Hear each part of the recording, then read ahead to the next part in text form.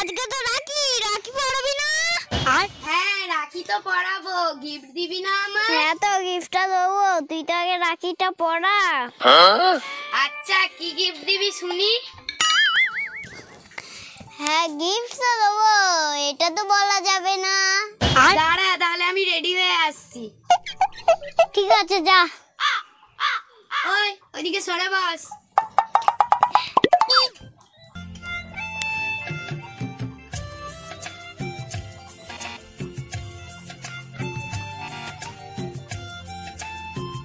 নে হাতটা বাড়া।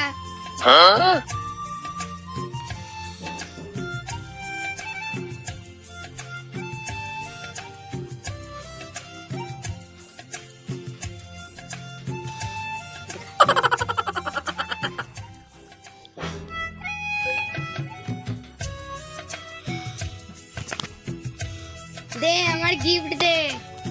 এনে তোর গিফট। ওয়াও আমার ভাই আমাকে গিফট দিয়েছে।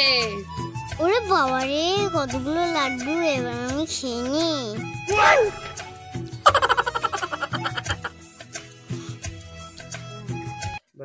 কি রে রূপসা, ঘুম থেকে ওঠ, আজকে রাখি, তাড়াতাড়ি ঘুম থেকে ওঠ।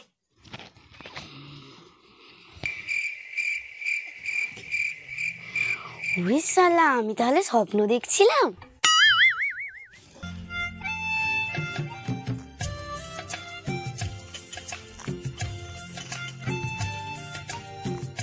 এদিকে আয়।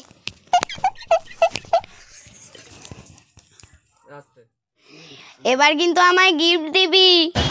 আমি স্বপ্নে দেখেছি তুই আমাকে গিফট দিয়েছিস, না দিলে তোকে কান কেটে নেব। এবার তো তুই রাখিটা পড়া।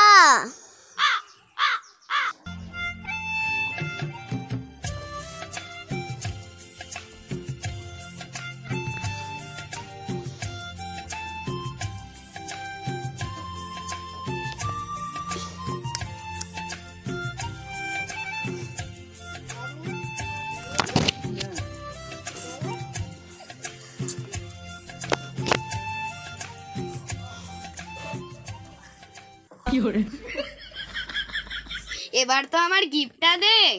এনে।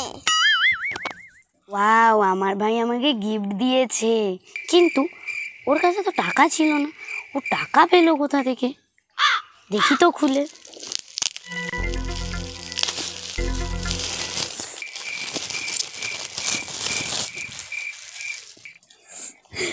এগুলো কি? কসবাইট, ভীম সাবান, এটা আবার কি? চিঠি, দেখি তো খুলে। এখন থেকে তুই খুব বড় হয়ে গেছিস, এখন থেকে তোর বাসন মাজার দায়িত্ব, এই জন্য তোকে এই গিফটটা দিলাম। আর হ্যাঁ, এবার থেকে আমার জামা কাপড়গুলোও কেচে দিবি। তবে রে তোর আমি ব্যবস্থা করছি। আরে দাঁড়া, কি হয়েছে, কি হয়েছে, দেখি দেখি কি হয়েছে। ও আমাকে ঠকিয়েছে, ভীম সাবান আর কসবাইট দিয়েছে। আরে ও তো ছোট, এখন টাকা কোথায় পাবে? যা দিয়েছে ও বড় হোক, তোকে ভালো করে একটা গিফট দেবে। আচ্ছা শোন, রাখি গিফটের জন্য মানে না, রাখি হলো এমন বন্ধন যা রাখি ভাই বোন ভাইকে বাঁধলে জন্ম জন্মান্তের বন্ধন। না তাই বলে ও ওরকম করবে?